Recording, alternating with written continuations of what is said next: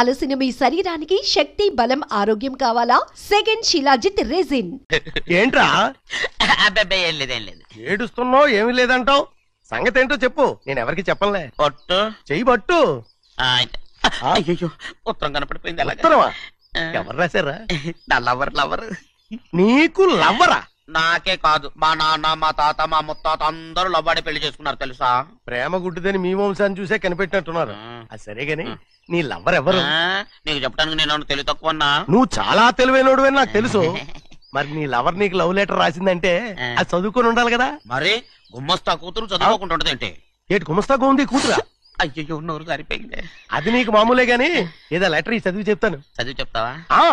చదువు. ఇదిగో ఇక్కడ చదివితే అందరు వింటారు. ఇదిగో ఇది నా ప్రేమోత్తరం, ఎవరికి వినపడకుండా చదువు. అమ్మాయి కంటే అక్షరాలే అందంగా ఉన్నాయి. అమ్మాయి కూడా అందంగా ఉంటది కదా. మరి బసవయ్యా, నా ప్రేమ నీదయ్యా. ఇదేంట్రా చెవులు మూసు? నేనేమన్నా తెలివి తక్కువ అనుకున్నావేంటి? నువ్వు ఉత్తరం చదువుతుంటే నీ చెవులకు వినపడుతుంది కదా, అందుకని మూసేసా. నేను చదివే లెటర్ నాకు వినపడుతుందని నా చెవులు మూసేసావా? అబ్బాబాబాబాబాబాబా, సూపర్ రా. నీ అంత తెలివేలోడు ఈ భూమి మీద పుట్టలేదురా, ఇక మీద పుట్టబోటురా. ఇది చదివే లెటర్ కాదురు, నవిలే లెటర్. నా ఉత్తరం. ఏ చిన్నయ్య, నేను ఈరోజు చాలా సంతోషంగా ఉన్నాను. చూస్తుంటే తెలుస్తుందిలే. ఏ చిన్నయ్య, మన ఇద్దరం కాసేపు ఆ మండపంలోకి వచ్చిందావా? అయ్యో, నేను నీతో మాట్లాడడానికి, నేను చూడడానికి అసలు ఇంట్లో వీలు పట్టలేదు. నేను నీతో చాలా మాట్లాడాలి. రేపు మాట్లాడుకోవచ్చులే, పైగా అయ్యగారు కూడా ఇంట్లో లేరు, వస్తే మన కోసం ఎత్తుకుంటారు. హలో, యజమానురాలాగా చెప్తున్నాను, బోధపడిందా? బోధపడిందమ్మా. రండి. చెన్నమ్మ గారు కొండ మీద గుడికెళ్ళి వస్తామని చెప్పారు. పైగా మన చెన్నయ్య కూడా తోడెళ్ళాడు. ఇంకా భయపడతారు ఎందుకు? సాయంత్రం నుంచి వర్షం ఆకుండా కురుస్తాను. మధ్యలో కార్ రిపేర్ ఏదైనా అయింటే ఎందుకైనా మంచిది, ఒకసారి వెళ్ళి చూసేద్దాం. రైట్, నువ్వు వెళ్ళి బండి. అలాగనే.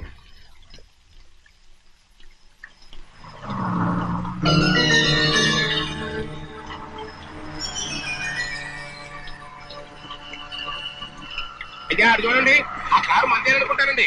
అవునయ్యా, ఆ బండి 288. నేను అప్పుడే చెప్పాగా బండి రిపేర్ ఏదన్నా అయి ఉంటుందని. రైట్, పక్కన ఆపరా. చాలా పొద్దుపోయింది, ఇంటికి పో.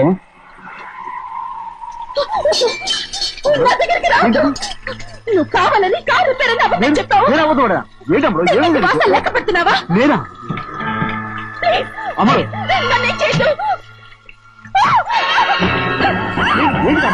పిచ్చి పట్టిందా? నీకే మొన్న వచ్చి పట్టింది. నా ప్రాణం పోయిన నీకు లోగను. ఏంటమ్మా నువ్వు చేసే పని? ఏంటి అమ్మడు? చూసారు కట్టుకుంటావా? ఎవరైనా వస్తారా? చిన్నయ్య, మా నాన్న ఎంతో నమ్మకం పెట్టుకున్నాడు. ఉన్నాను కదా, రామ్మడు.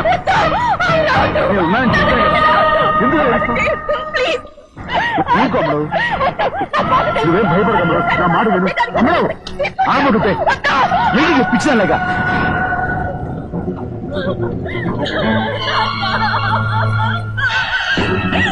ఏంటమ్మా ఇది? చెప్పమ్మా, చెప్పు. కారు పేరు చెప్పి నన్ను మండపంలోకి తీసుకొచ్చాడు.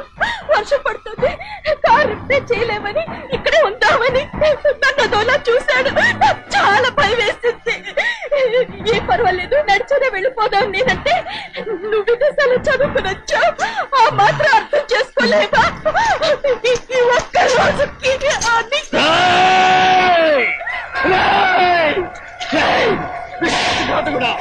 ఎంత పని చేశావు? నేను నా పిల్లలా చూసుకున్నాను.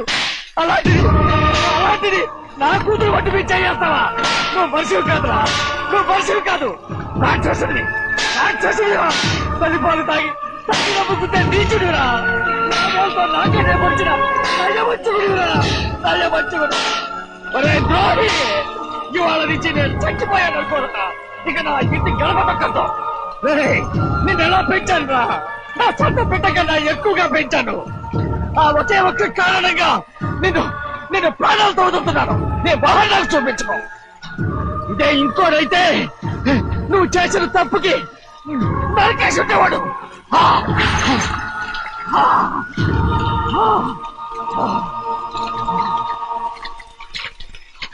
పదమ్మా రండి, ఇవాళతో వాడికి మనకి రుణం తిరిగిపోయి.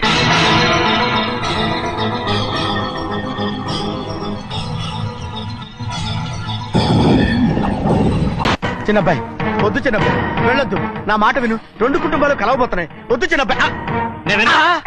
చిన్న వెళ్ళొచ్చినా నా మాట విని చిన్న వెళ్ళొచ్చినా చిన్న వెళ్ళొచ్చినా చిన్న ఆగో, ఎక్కడికి వెళ్తున్నావు?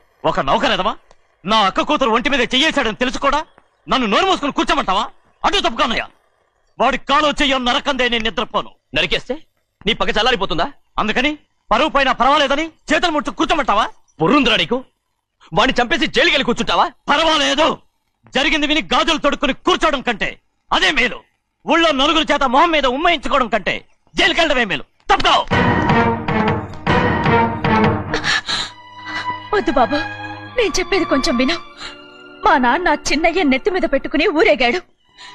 ఇప్పుడు ఆయనకు ఆయనే నిజం తెలుసుకుని బయటకు గెంటేశాడు. ఆ శిక్ష వాడికి చాలు. కానీ మీ చెల్లెలు పరువు పోయిందే, దానికి కారణమైన వాడిని నేను ఊరికే వదిలేయాలా? నువ్వు వాడిని నరికేస్తే జరిగింది మాసిపోతుందా? పోదు, కానీ కోపం కొంచెమైనా తగ్గుతుంది కదా. 2 రోజులు ప్రశాంతంగా ఉంటే అన్ని కోపాలు పోతాయి. అవును, నువ్వు కూడా 15 సంవత్సరాలుగా ప్రశాంతంగానే ఉన్నావు. కానీ మీ నాన్నకి నీ మీద కోపం పోనేలేదే. అలాగే నేను కూడా. తప్పుకోవద్దు.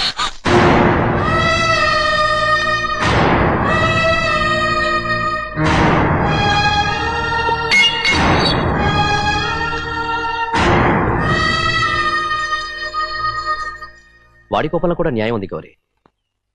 ఎవడో చేసిన దాన్ని ఎవడు చేసుకుంటాడు చెప్పు? న్యాయంగా చూస్తే వాడు చేసుకోవాల్సిన పిల్ల. వాడు మనతో పాటు చిన్న వయసులో వచ్చేసాడు కాబట్టి ఆ కుటుంబానికి విరోధయ్యాడు. ఓన్లే, తను నాకు మర్యాద ఇవ్వకపోయినా నీకైనా ఇచ్చాడు. అచ్చా రే బండిదీరా. ఎందుకయ్యా చెన్నైని అడగాలి? కలుపు తీయడానికి ఎంతమంది కూలీలు కావాలో చెన్నైకే తెలుసండి. శనక్కాయలు ఏ కొట్లో అమ్మాలో చెన్నైకే తెలుసండి.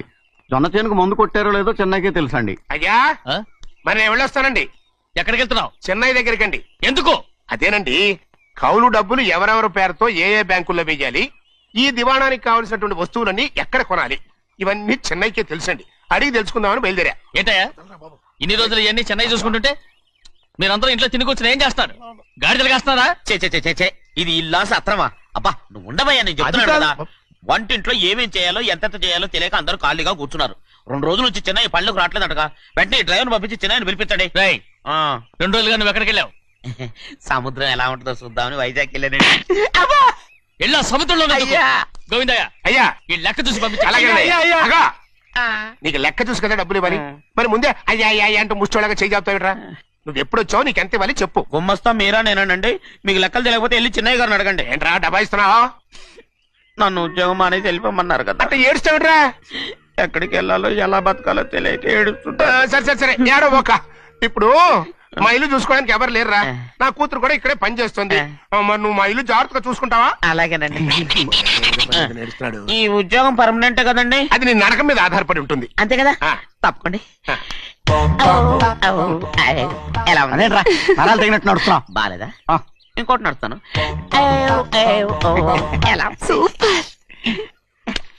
నువ్వు పర్మనెంట్ గా టెంపరవరీయే. అమ్మా, చెన్నైని ఇంట్లోంచి బయటికి పంపించినంత మాత్రాన నీ ఆత్మ శాంతించదని నాకు తెలుసమ్మా.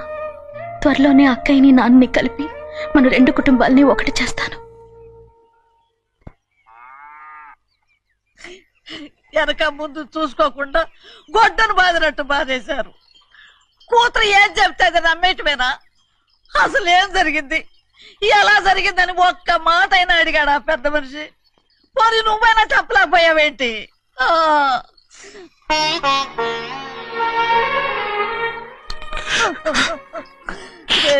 చిన్నయ్య ఏడుస్తున్నావయ్యా? పెద్దయ్య కొట్టాడని బాధపడుతున్నావా? అబ్బే, పెద్దయ్య కొట్టిన దెబ్బలు కాదని నేను బాధపడుతుంటా. ఈ నెలలో ఒక్కరోజు కూడా నేను ఆయన విడిచిపెట్టి ఉండలేదు. అలాంటిది 2 రోజులు అయిపోయింది ఆయన చూసి. అదే బాధగా ఉంది. బాధ ఇదే. చిన్నయ్య చూడు, ఎవ్వరికి కనపడకుండా పెద్దయ్య గారిని చూసిరారా, అప్పుడు నీ మనసు స్థిమిత పడుతుంది.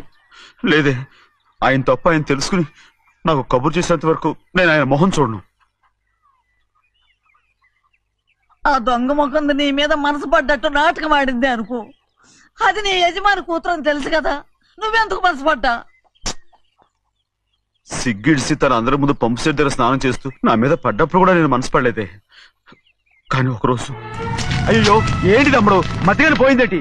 పుస్తకాలన్నీ తగలబెడతావు, పైగా చదువుకో డిగ్రీ కాగితాలు కూడా మంటలు పడేస్తావేంటి? ఏమైంది నీకు? ఇదిగో మర్యాదగా మంటలవి. అవి నేను చదివి సంపాదించుకున్న డిగ్రీలు. వాటిని మంటల్లో వేస్తాను, చిప్పేస్తాను, నా ఇష్టం. అది అడిగే హక్కు నీకు లేదు. అవి మంటల్లో వేయకపోతే ప్రాణానికి ప్రాణంగా చూసుకుంటున్నావే మా నాన్న. ఆయన మీద ఒట్టు ఇల్లో ఇలా పడి చేస్తాను.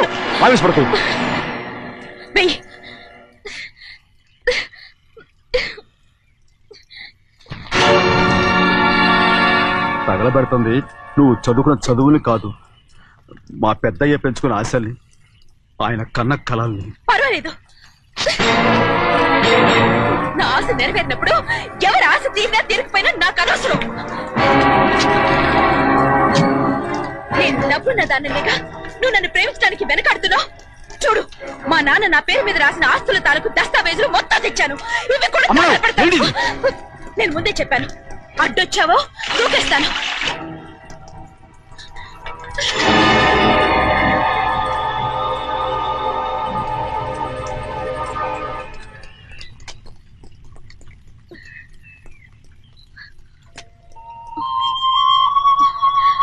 చూడు, ఇప్పుడు నేను ఒట్టి ప్రభావతిని. నాకు చదువు లేదు, డబ్బు లేదు. ఇప్పుడేను ఒప్పుకుంటావా? మరి చిన్నపిల్ల మాడతావేంటి? ఎన్ని చెప్పినా సరే నువ్వు మా పెద్ద కూతురువి. అలాంటిది నేను పెళ్లి చేసుకోవడం ఏంటి? మరి అర్థమైన మాడతావు.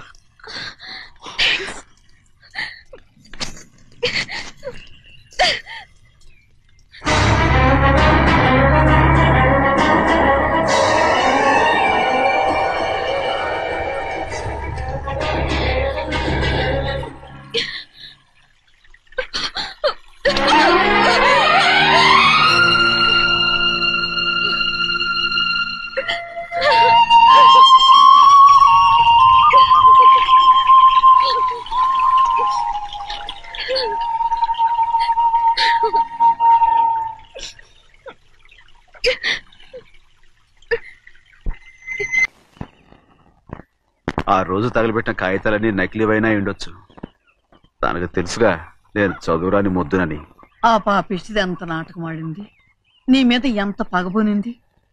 అసలు నువ్వు చేసిన తప్పేమిట్రా?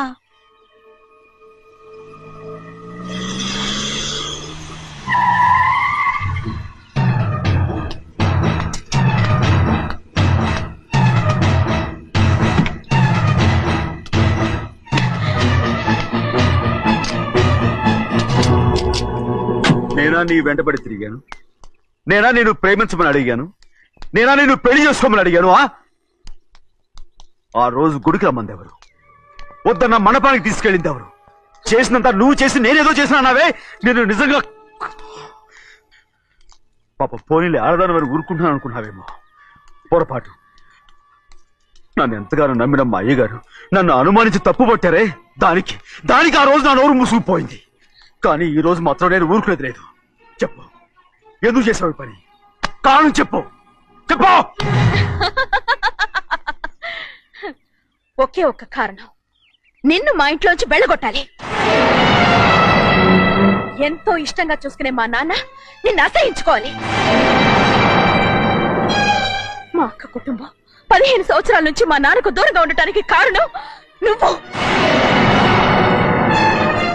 అంతేకాదు, మా అమ్మ మాకు లేకుండా పోవడానికి కారణం కూడా నువ్వే.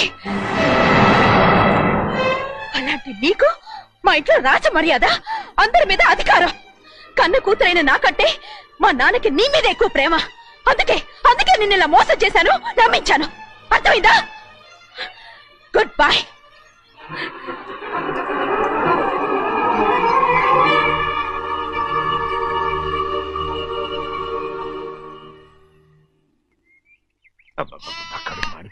ఏంటి నాన్న బాగా ఆకలాతుందా? అవునమ్మా, ఇడ్లీ దమ్మని ఆ బస్సు గాని పంపించి 2 గంటలైంది. అప్పటికి ఆలస్యం అవుతామని నా బండి కూడా ఇచ్చి పంపించా.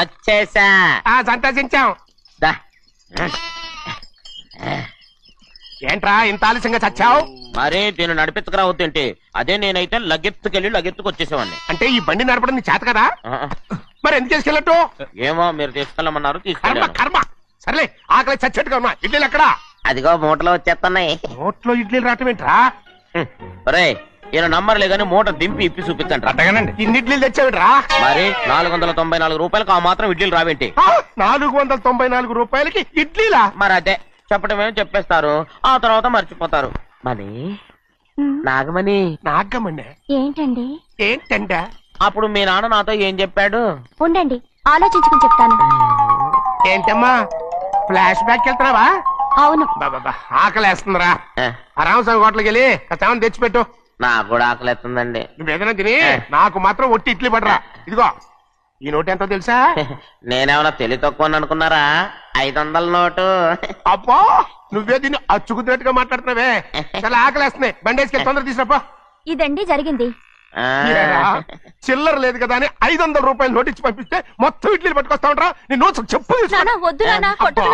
ఆకలేసేస్తుందమ్మా. చట్నీ సాంబార్ ఏదిరా? ఇచ్చాడండి. ఇది నేనే వద్దన్నానండి. ఎందుకని? మరి అదే మళ్ళీ మర్చిపోయారు. నాగమణి మీ నాన్న నాతో ఏం చెప్పాడు? అయ్యో అయ్యో చట్నీ సాంబార్లని ఎన్ని సార్లు ప్యాక్ పెట్టుకెళ్తారా? తిని నాకు మాత్రం ఉట్టి ఇడ్లీ పడరా. ఇదిగో ఆయనకు అర్థమయ్యట్టు మళ్ళీ చెప్పు. నాకు మాత్రం ఒట్టి ఇడ్లీ పడరా. అయ్యో నువ్వు నా